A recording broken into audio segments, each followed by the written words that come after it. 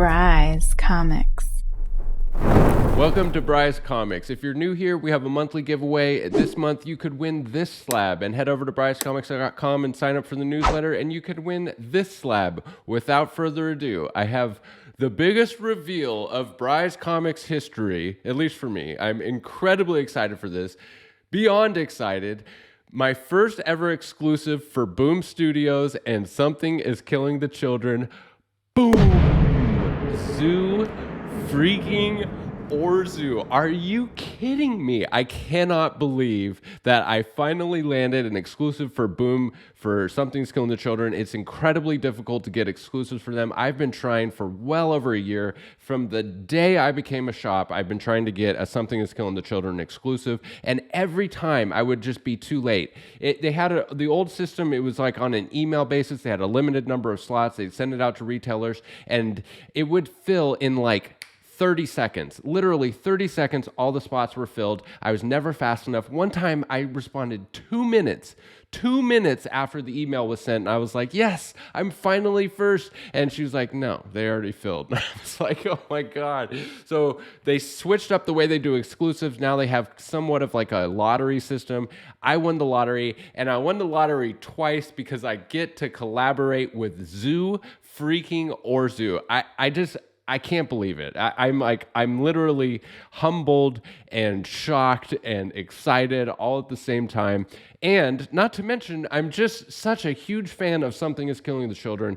They've been on a 6-month hiatus, but they are back. But before we get into all of that, let's go over the regular covers, because this is live now at bryscomics.com. And we have bundle packs and regular covers with a bunch of different covers for Something That's Killing the Children, number 21. First up, we have the Werther Dell'Edera cover A, and then we have the Jenny Friesen die cut cover B. So the mask part is a die cut thing that goes over the cover. And then there's a Jenny Friesen die cut cover C, which is a blood splattered version of cover B. So it's not an incentive. It's just one has blood splatter, one doesn't. So I guess it just matters on your preference whether you want the blood splatter or not. And then there's the BG variant, or Boom Guaranteed Retailer variant, by Riccardi. And the way these BG variants work is you have to be a Boom Guaranteed Retailer in order to qualify to order them, and the orders don't count towards incentives. So what that means is shops aren't going to order crazy amounts of the BG because they don't count towards the incentives. So theoretically, the BG variants could hold more value, but ultimately the aftermarket decides that. Then we have the 1 in 25 by Dan Mora, just an epic piece by Dan Mora. We have the 1 in 50 by Jenny Friesen with Octo over her face instead of the mask. And then we have the unbelievable 1 in 100 wraparound variant by Gabriel Dell'Otto. For those of you that missed out on the 1 in 1000 House of Slaughter number 1 by Gabriel Dell'Otto, here is another opportunity to get it at a much more affordable price point. And it's a Dell'Otto cover in the regular Something is Killing the Children run. I do believe that this is the first Gabriel Dell'Otto cover on a Something is Killing the Children title. And man, does he not disappoint. What does it for me on this cover is the breath coming out of Erica. I can't say enough about this 1 in 100 incentive. So I have different bundle packs available now at bryscomics.com for the incentives, and there's even a bundle pack with all the different covers for the Zu Orzu Bryce Comics exclusive, and we have a CGC option for the Bryce Comics Zu Orzu exclusive, and look at how good this book looks in a blue label CGC case. I am just over the moon about this, that my logo is going to be on the back of this incredible piece of artwork. And I'm trying to get Zu to come on the show to do a little interview so we can get to know Zu a little bit better. And we'll see if that comes to fruition. Now, let's talk about this issue a little bit. What is going to happen in Something is Killing the Children, number 21? So Something is Killing the Children has been on a 6-month hiatus, but they are back. And here's the synopsis for the issue from the preview catalog. After a year since we last saw her in Archer's Peak, Erica Slaughter resurfaces to take on a case of a girl who's seen a new kind of monster, one with terrifying implications. But Erica's broken ties with the House of Slaughter, and that can have deadly consequences. The Order of St. George does not forget, nor do they forgive. Even as Erica goes on the hunt, she must keep an eye out for the mysterious figure on her trail in order to survive the coming storm. So what I take away from that is there's two possible firsts. There's a new terrifying type of monster with terrifying implications, and there's a mysterious figure on her trail. Two possible first appearances, significant issue items, but let's be honest, the covers alone make this an incredibly collectible set of books. All right, so now I want to talk a little bit about where we're at now with Something That's Killing the Children, and then present a possible future spec blueprint for the entire series. So Something Is Killing the Children is in a major lull right now. And why is that? Because we haven't heard anything about it for a couple months. And that's the way this market reacts. Give us a couple months and we will just put it out of sight, out of mind, right? But there are a ton of announcements and events that are coming up for Something That's Killing the Children. Now that the comic is picking back up, that will add some life back into the spec behind Something That's Killing the Children books. Now is a fantastic time to buy in on the early key issues of Something That's Killing the Children. I'm currently buying anytime somebody sends me an offer or wants to sell, those early issues of Something That's Killing the Children.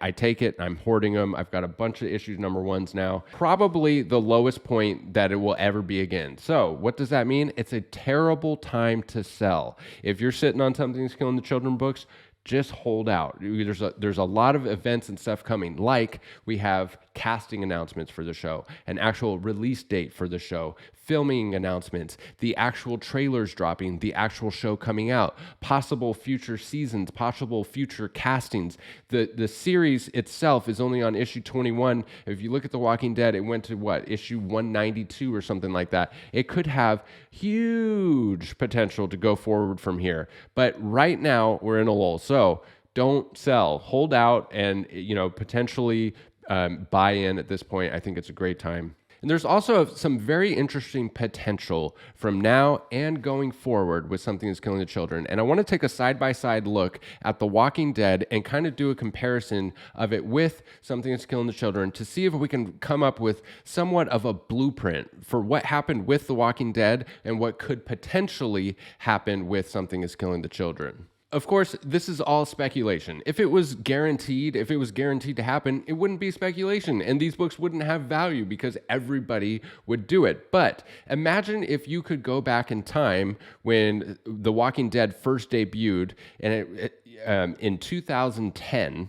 All right, what kind of decisions would you have made for purchasing the ongoing series of the book? So let's hop into the computer and take a look at The Walking Dead and Something That's Killing the Children. I wanted to look at The Walking Dead and Something That's Killing the Children kind of side by side and draw some comparisons, because I think that these two series really do have a lot in common, and we can use what happened with The Walking Dead as a blueprint for what could possibly happen for Something That's Killing the Children. They're both indie titles. They're both in the horror genre. There's really a lot of comparisons that can be drawn here. And if done correctly, I think Something That's Killing the Children really could mimic and follow in the footsteps of The Walking Dead. I don't see any reason why it can't become a fan favorite, multiple season ongoing series.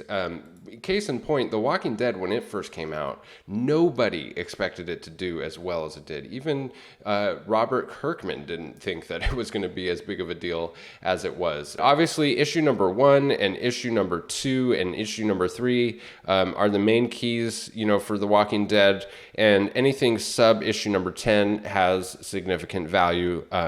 And so for Something That's Killing the Children, obviously issue number 1, first print, is definitely the safest bet for all of the keys, but there's tons of stuff all the way sub issue number 10. Everything sub issue number 10 has some significance. Some of these are more important than others, like first cameo of Jessica Slaughter. I think that she's going to play an important role in the show. First Aaron Slaughter, first Cecilia, first Old Dragon. All of these, first Aaron, first Sheriff Joe, first Octo, first Tommy, all of these characters have serious potential to show up in the show, just like in The Walking Dead. All of these, minor first appearance supporting actors carry value. But one thing that I really wanted to point out that I found really interesting with The Walking Dead was some of these way later issues that had significant value. So case in point is The Walking Dead number 19, first appearance of Michonne. This is actually the third most valuable key for The Walking Dead. And that happened in issue 19. Well, Something is Killing the Children. I know a lot of people might think, man, we're already at issue number 21.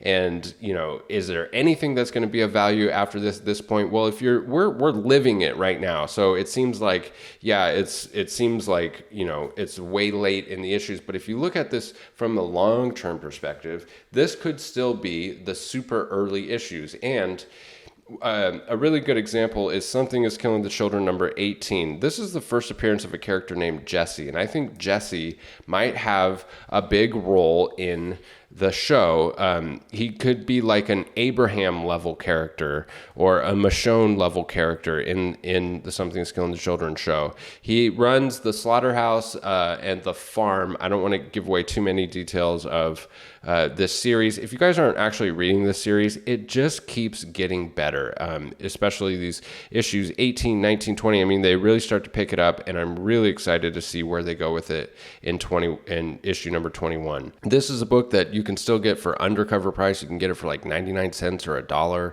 on eBay, and all of these issues, still cover price or less in a lot of situations. And looking at it from long term, you might look back on this and say, man, I wish I picked up 50 copies of issue number 13, the first appearance of Maxine, or issue number 18, the first appearance of Jesse. And then we have issue number 91 and 92, the first cameo and first full of Jesus. And if you look at the character of Jesus, he appeared first in the comics in 2011, but of course the TV show was about 5 years apart from the comics, so he didn't appear in the show until 2016. But the show was already off and running in 2011. And so my point here is, when Something is Killing the Children is released and the show comes out and the comic series is still going on, think about those issues in terms of where the future could be. So say, Something is Killing the Children is streaming on Netflix. We're in the first season, and then we're on like issue 49 or 50 of the comics, and there's a first appearance in issue number 50. Well, if you have faith in that character, if it's a Jesus level character, maybe pick up a bunch of copies and see where the show goes. It's just an interesting position to be in, where we have this blueprint in The Walking Dead to be able to kind of apply that to the Something is Killing the Children. I think there could be a lot of opportunity here. And, if you're smart and if you hedge your bets and you have these low entry specs, there's not a whole lot of risk involved, and there's some great potential upside. So there you have it, guys. Pre-sales are live now at brycecomics.com. Again, I am so grateful, so humbled, so excited for this. I can't believe I get to work with these amazing artists, these amazing storytellers. I get to put my brand name and my actual name on the comic itself. It's a dream come true, and I'm so grateful to all of you. Thank you, thank you, thank you for the support and coming with me on this journey. It's been a wild ride, and I can't wait to see where it's headed. Thank you, as always, for sticking with me to the end of the video, and we'll catch you in the next one. Bye. Bryce Comics.